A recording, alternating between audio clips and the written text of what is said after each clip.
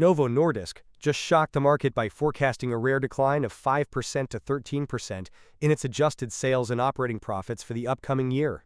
This unexpected downgrade triggered a massive sell-off, erasing billions of dollars in market value within just 48 hours as investors panicked over the sudden shift in momentum. For years, this company was considered an unstoppable juggernaut in the weight loss and diabetes sectors, printing billions of dollars from its blockbuster drugs. But the newest financial data reveals that the golden era of unconstrained growth has officially come to an end. Wall Street is now forced to recalculate its expectations as severe pricing pressures and fierce competitive threats disrupt the company's core profit engine.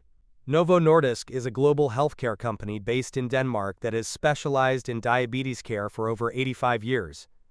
The company dominates the market by manufacturing and selling advanced insulins, oral anti-diabetic agents, and highly popular injectable therapies.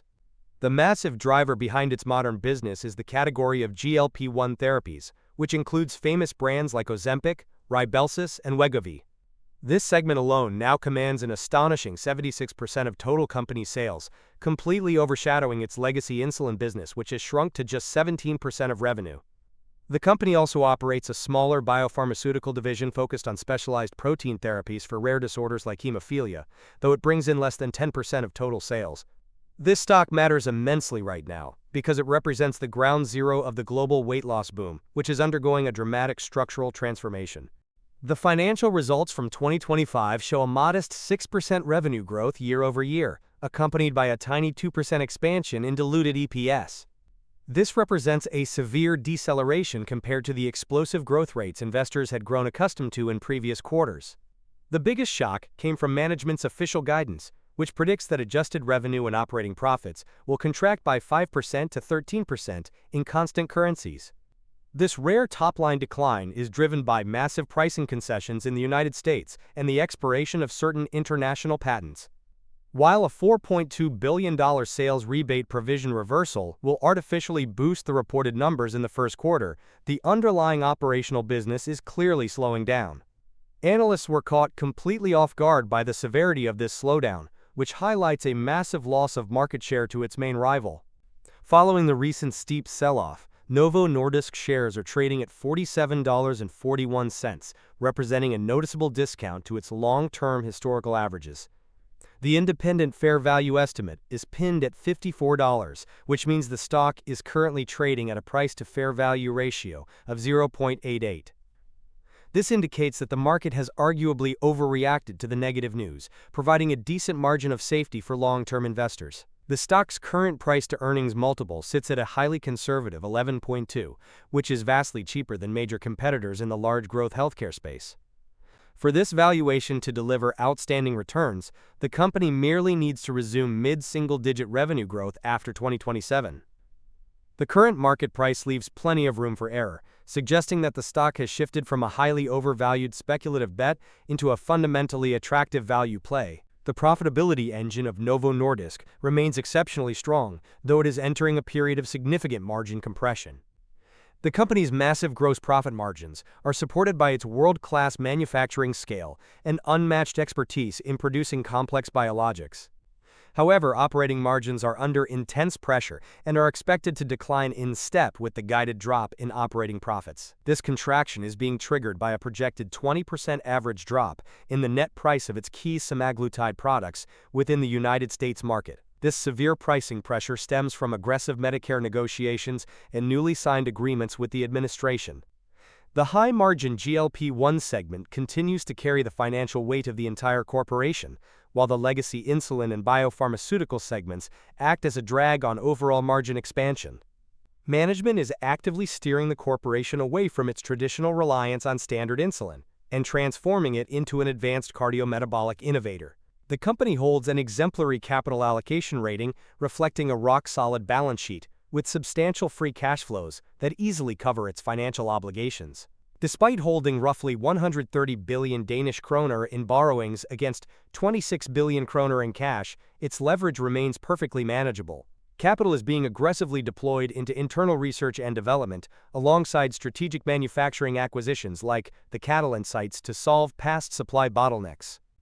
Shareholder distributions remain an absolute priority, with total dividends and share buybacks growing steadily to 53 billion kroner.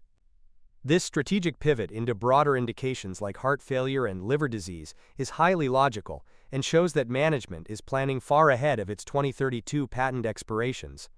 The competitive landscape has intensified dramatically, and Novo Nordisk is explicitly losing market share to its primary antagonist, Eli Lilly. Eli Lilly's blockbuster drug Mounjaro has been aggressively capturing territory in the GLP-1 market since mid-2024 due to an excellent clinical profile. Furthermore, Eli Lilly's obesity treatment Zepbound presents an immediate threat to Wegovy, especially after Novo Nordisk suffered from prolonged supply constraints. In addition to major pharmaceutical giants like Sanofi and AstraZeneca, Novo Nordisk faces rising pressure from unauthorized compounded versions of semaglutide that remain on the U.S. market. The company still controls 30% of the global branded diabetes treatment market and half of the global insulin market, but its historical monopoly is being fiercely challenged. The single greatest threat to the investment thesis is the accelerating erosion of U.S. drug pricing power due to government intervention and policy changes.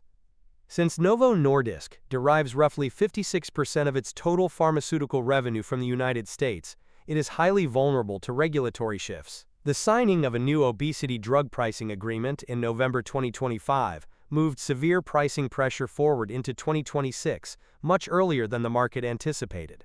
There is also substantial execution risk surrounding the launch of the oral Wegovy pill and high-dose injections, which must succeed perfectly to offset revenue declines elsewhere. Finally, product governance issues represent a persistent danger, with legal and litigation costs modeled at a permanent 2% drag on net income. The path to a substantial stock recovery relies on several major near-term and mid-term clinical catalysts. Success looks like a swift and powerful United States commercial launch of the oral Wegovy pill, which could tap into a massive market of patients who prefer tablets over weekly injections. There is also significant upside potential if the company successfully expands semaglutide into lucrative adjacent markets like fatty liver disease and heart failure. Looking further out, the highly anticipated combination therapy known as CagriSema is poised to launch in 2027 and could completely reset the competitive dynamic against Eli Lilly. If these pipeline programs advance successfully, the company's top line is projected to rebound into steady growth by 2027, unlocking massive value. Novo Nordisk has officially transitioned from a high-flying speculative momentum stock into a deeply resilient, wide-moat value investment. This asset is ideally suited for patient, long-term investors who possess a moderate risk tolerance and can look past short-term regulatory noise. The current risk-to-reward ratio is highly favorable because the market has already priced in an exceptionally bearish scenario involving immediate 20% price cuts. While the next 12 to 18 months will undoubtedly be rocky due to declining revenues, the underlying business franchise remains incredibly robust. Ultimately, buying a dominant global healthcare leader at a 12% discount to its fair value is an opportunity that does not come around very often. That is all for today. If you found this data breakdown helpful, make sure to hit the like button and subscribe to the channel. Drop a comment below with your thoughts on this stock and let me know which company we should look at next. Thank you for watching, and see you in the next video.